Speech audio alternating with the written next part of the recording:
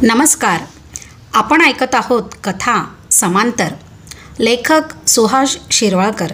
सादर करते मनीषा स्टॉक. भाग 15. मागील भागात आपण पाहिले की कुमार महाजनला त्याच्या कंपनीतून काढून टाकतात आणि नंतर वापगावकरांच्या ओळखीने त्याला दिलखुश इंडस्ट्रीजमध्ये पुन्हा नव्याने नोकरी मिळते. आणि आता पुढे दिलीप कुलकर्णी पुढे म्हणाले, 3 महिने तुम्ही माझ्या खुशाल शेठच्या देखरेखीखाली कामं समजावून घ्या. समाधानकारक वाटलं तर पुढचे 3 महिने तुमच्यावर जबाबदारी टाकता येईल. ती यशस्वीपणे जर पार पाडलीत तर 6 महिन्यांनी तुम्ही परमनंट व्हाल. तुम्हाला टोटल पेमेंट 2500 मिळेल. हो चालेल. मग मी अत्यानंदानं मान डोलावली. Okay, thank you sir. बरं, सध्या आमची राहण्याची अडचण आहे. एक्झिक्युटिव्ज ट्विन बंगलोजची आमची कॉलनी अंडर कन्स्ट्रक्शन आहे. वर्षभरात तिथे तुम्हाला शिफ्ट होता येईल, पण तोपर्यंत तुमची काही व्यवस्था होऊ शकते का ते तुम्ही पहा. माझी मान चटकन होकारार्थी हल्ली. कोणी ओळखीचं आहे पुण्यात? होय, येरवड्यालाच राहतात. वेल अँड गुड. 5 मिनिटात इथे पोहोचू शकता का तुम्ही? उद्या सकाळी कामावर येतो मी, असं सांगून मी दिलखुशमधून बाहेर पडलो. माझं मलाच हसू यायला लागलं. छे, भूतकाळ काय, वर्तमान आणि भविष्यावरही सत्ता नसते माणसाची. पहा ना, किती नाही ठरवलं तरी आता वर्षभर मला मधूकडेच राहणं आहे. कामाच्या संदर्भात कुलकर्णी म्हणाला, ते 100% खरं होतं. सकाळी 8ला मी कामावर यायचो तर मधल्या वेळी जेवणासाठी 2 तास सुट्टी घेणंही मला परवडायचं नाही. रात्री घरी जेवायला 8-8:30 वाजता मी घरी जायचो. पण एक तर ते बरंच होतं म्हणा. जुन्या आठवणी उगळायला वेळच उरायचा नाही. रात्री घरी गेल्यावर मेंटली इतकं थकायला झालेलं असायचं की जरा मागे वळून पाहणं व्हायचंच नाही. गुरुवारी कामगारांना सुट्टी, रविवार स्टाफला. मला पूर्णपणे तीही घेता यायची नाही, कारण माझ्यावर कामगार आणि स्टाफ या दोन्हीची जबाबदारी. पण ताण थोडा कमी असायचा. थोडं लवकर घरी जाता यायचं.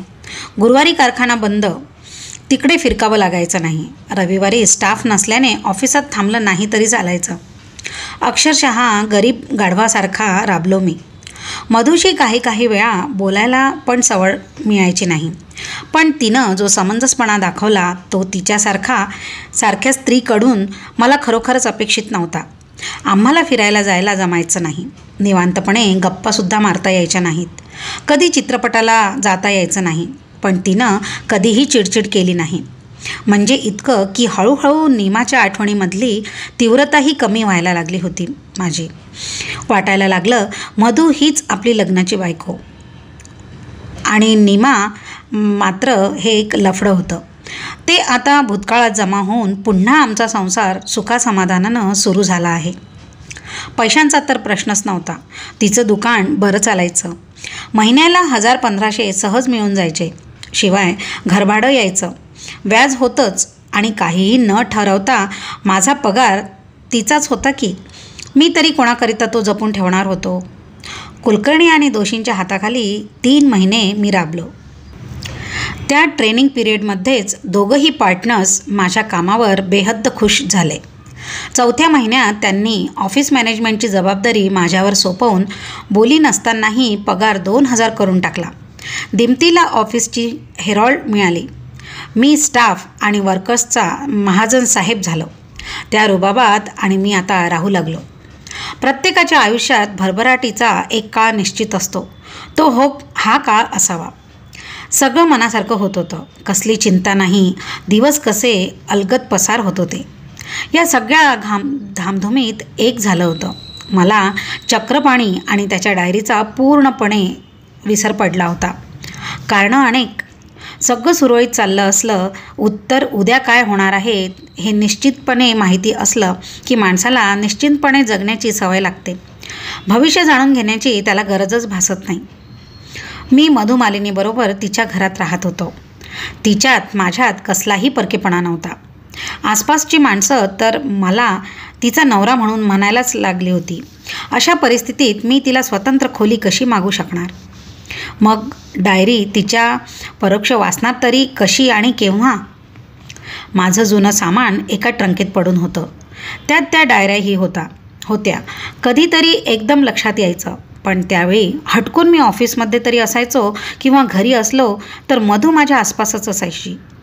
असं करत करत डायरी मनातूनच साफ पुसली गेली. अशी थोडकी नाही तर 3.5 वर्ष गेलीत. या 3.5 वर्षात माझ्या जीवनात फार बदल झाले. उदाहरणार्थ, कंपनीचे ट्विन टाईप बंगले बांधून झाले होते. मधूनं माझ्या आग्रहाखातर तिचं घर, दुकान सगळं विकून टाकलं. माझी पत्नी म्हणून लग्न न करताच ती माझ्याबरोबर नव्या बंगल्यात राहायला आली. आणि सर्वात महत्त्वाचा बदल म्हणजे हार्ट अटॅक येऊन कुशाल शेठ अचानक स्वर्गवासी झाले. दिलीप कुलकर्णींनी मला दिलखुशमध्ये 12.5% हिस्सा देऊन पार्टनर करून घेतलं. दिलखुश सॉलिड फॉर्ममध्ये होती.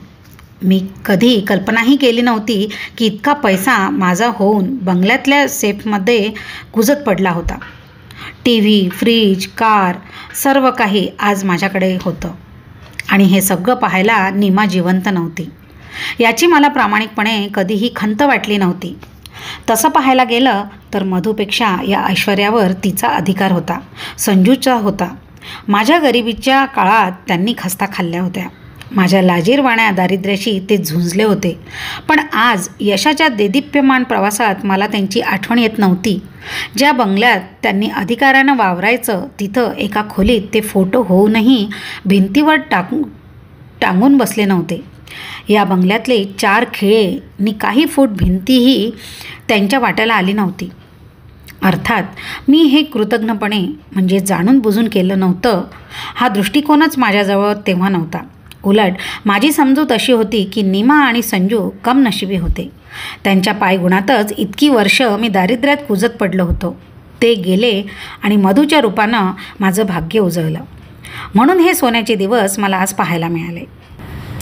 माझ्या या साऱ्या वैभवाला मधू इतकाच वाबगावकर कारणीभूत आहे आणि हे मात्र मी कधीही विसरलो नव्हतो. वाबगावकर यायचा, 4 दिवस राहायचा, माझ्या परिस्थितीबद्दल समाधान व्यक्त करायचा. मात्र त्यानं नीमाला जसं वहिनी म्हटलं तसं तो मधूला म्हणायचा नाही. तिच्याशी तो बोलायचा देखील नाही. तिचा उल्लेख करायचा झालाच तर बाई असा करायचा. मधूला आणि मला दोघांनाही वाईट वाटायचं, पण मधूनही त्यांच्यावर कधी राग धरला नाही. भाबडा सालस आहे म्हणायची. त्याचं सगळं काही ती करायची. तो असेपर्यंत त्याच्या आवडीनिवडी लक्षात ठेवून त्याला खायला घालायची. तो आला की मी एकदा तरी त्याच्या नोकरीचा विषय निघायचा. मधू म्हणायची, भाऊजी तुम्ही कशाला ती पत्तुरुडी नोकरी करता? दिलखुशमध्ये या. तुम्ही यांना लावून दिलत, आता ते तुम्हाला लावून घेतील. माझ्या हातात खरंच होतं. एका क्षणात मी त्याला चांगल्या पोस्टवर लावून घेऊ शकलो असतो, पण वाबगावकरनं मनावर घेतलं नाही. मला वाटतं तो आला असता. दुप्पट पगाराची नोकरी मिळाली तर कोणाला नको असेल, पण ही म्हणते म्हणूनच त्यानं ते टाळलं असेल. आणि 3.5 वर्षांनी म्हणजे मी 36 वर्षाचा असताना दुपारी 4ची वेळ होती. मी माझ्या एअर कंडिशन केबिनमध्ये बसलो होतो. समोर आमचे 2 डिझायनर्स आणि एक फ्रेंच पाहुणा असे 3 जण बसले होते. टेबलावर डिझाईन्सचे चार्ट्स पडलेले होते. ते तो समजून घेत होता. त्यांच्या देशातली काही डिझाईन्स गंमत म्हणून आमच्या माणसांना दाखवत होता. खुशाल शेठ गेल्यानंतर मी डिझाईनमध्ये लक्ष घालायला सुरुवात केली होती. इंटिरियर डेकोरेशन सेटिंगमधलंही मला आता चांगलं कळायला लागलं होतं. म्हणून मी फ्रेंच पाहुण्याची डिझाईन्स काळजीपूर्वक अभ्यासात होतो. ती मेंदूत साठवून ठेवत होतो. तेवढ्यात इंटरनलची बेल वाजली. मी फोन उचलला. Yes miss Deodhar sir.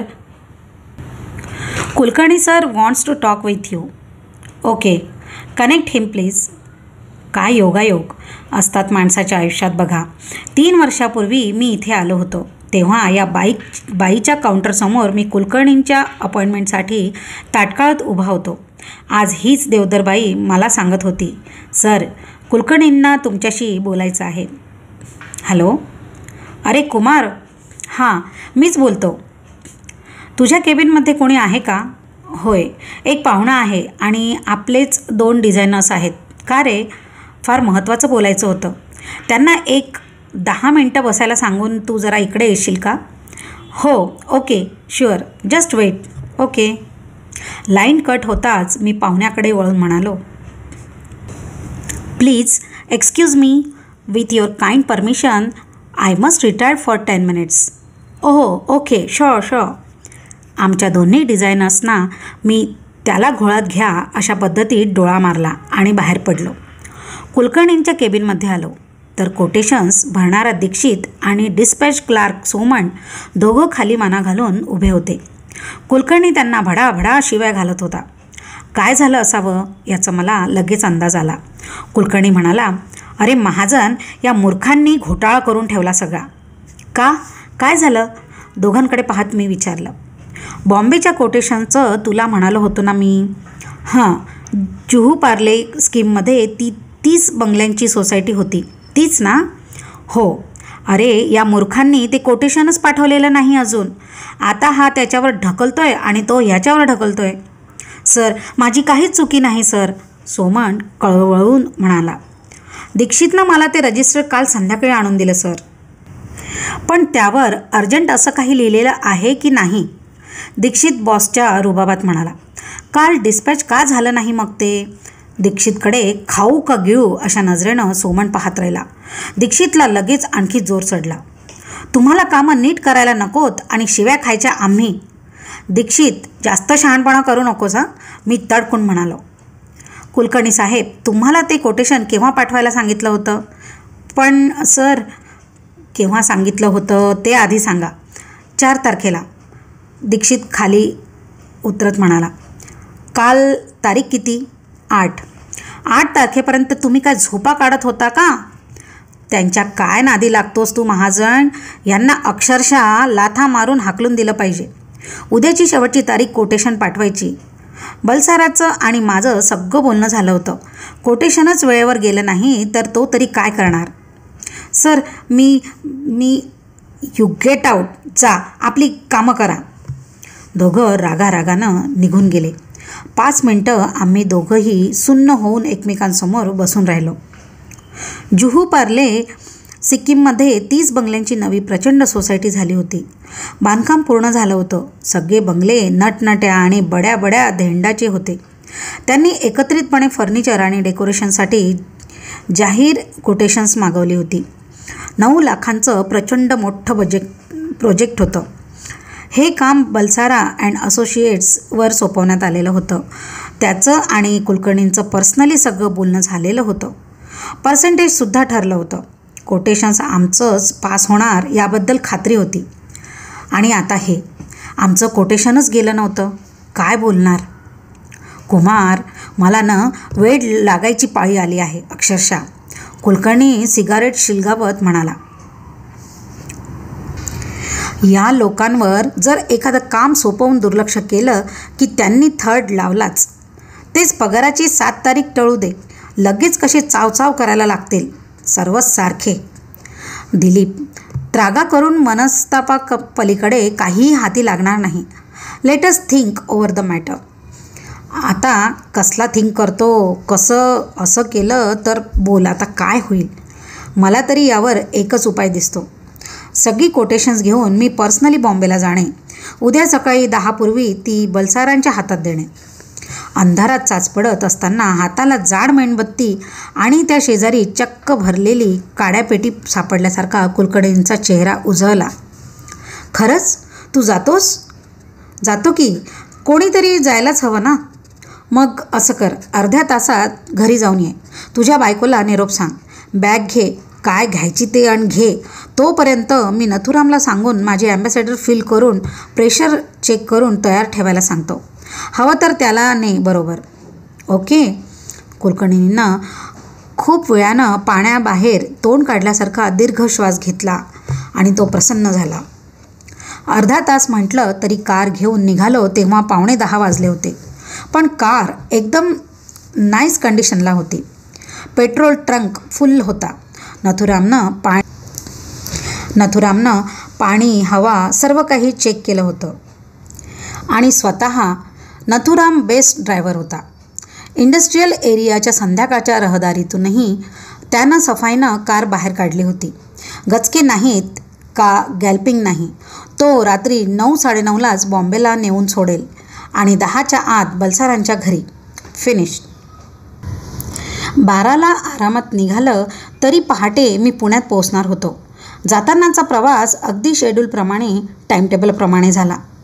रात्री 10ला मी बलसारांबरोबर त्यांच्या मलबार हिलवरच्या बंगल्यात गप्पा मारीत बसलो होतो. पण निघणं काही झालं नाही. बलसारा म्हणाले, उद्या थांबला तर ऑर्डर घेऊनच जा. मग थांबलो. दिलीपच्या घरी ट्रंक कॉल करून त्याला सगळी परिस्थिती समजावून सांगितली. त्याच्या सूचनेनुसार नथुरामला सकाळी परत पाठवून दिलं आणि गाडी ठेवून घेतली माझ्याकडे. आता बघूया पुढे काय घडतं ते. धन्यवाद.